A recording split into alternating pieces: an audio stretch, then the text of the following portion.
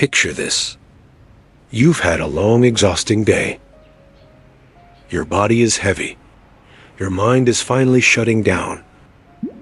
And you are drifting into a perfect, peaceful sleep.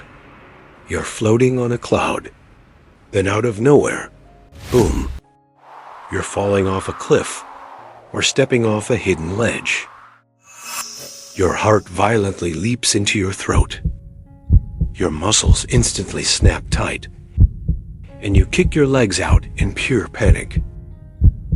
You gasp for air, your eyes flying open to find yourself completely safe, lying flat in your own bed. Your heart is hammering against your ribs like a trapped bird. You weren't falling at all. It was just an illusion. But why does your own brain do this to you? Why does the very portal to rest start with a violent psychological jump scare? If you've experienced this, you are far from alone. In fact, up to 70% of people experience this exact phenomenon regularly. Scientists actually have a fascinating name for it: a hypnic jerk. It is also sometimes called a sleep start. But knowing the name doesn't explain the sheer terror of the moment. To understand why it happens, we have to look at the chaotic subterranean battleground that is your brain when you try to fall asleep. You see, going to sleep isn't like turning off a light switch. It's more like a massive, highly coordinated handoff of control between two completely different systems in your nervous system. And sometimes that handoff gets fumbled. Think of your brain as having a dual command system. On one side, you have the reticular activating system, the part of you that keeps you awake, alert, and responsive to the world. On the other side, you have the ventrolateral prefrontal nucleus, the master switch driving your sleep. When you drift off, your brain is supposed to slowly paralyze your muscles. This is a safety mechanism called sleep paralysis, designed to stop you from acting out your dreams and accidentally hurting yourself. But occasionally, your muscles relax too quickly.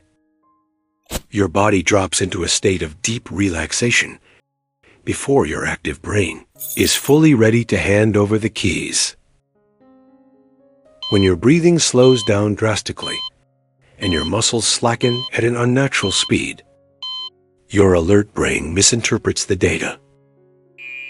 It thinks, wait a minute, we are losing muscle control, we are losing altitude, and our vitals are crashing. We are dropping.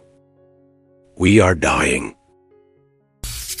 In a panic to save you from a perceived fatal fall, your brain fires a massive instantaneous burst of neurological electricity down your spinal cord. It forces your muscles to snap awake, to catch yourself. In short, your brain kicks you awake because it mistakenly thinks it's saving your life. But there is an even deeper, more primal theory that evolutionary biologists love to debate. Millions of years ago, our ancestors didn't sleep in comfortable memory foam mattresses behind locked doors. They slept high up in the safety of tree canopies to stay out of reach of nocturnal predators on the ground. Imagine sleeping on a branch 30 feet in the air. If your body relaxed too deeply, you could easily roll off and plunge to your death. Some scientists believe the hypnic jerk is a leftover evolutionary reflex, an ancient software program still running in our modern brains. It was an early warning system designed to test if our sleeping position was secure. If you felt the sensation of a fall, your body would instinctively snap awake to grab onto a closer branch. So, that sudden jolt in your bedroom might literally be an echo from a primitive world, echoing through your DNA. While it is entirely harmless, you've probably noticed that some nights the falling sensation is much worse than others. Modern data shows that hypnic jerks are drastically triggered by three things: high stress, excessive caffeine late in the day, and severe sleep deprivation.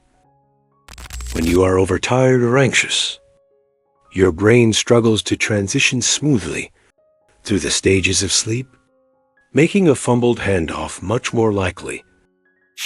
The next time you find yourself jolting awake, gasping for air, don't panic. Take a deep breath. Smile at the bizarre complexity of your own mind. And remember, it was just your brain looking out for you. So, how often do you experience the hypnic jerk? Does it happen more when you're stressed? Let me know in the comments below. Make sure to hit that like button. Subscribe to RaWeZone for more breakdowns of the weird things our bodies do. And sleep tight, if your brain lets you.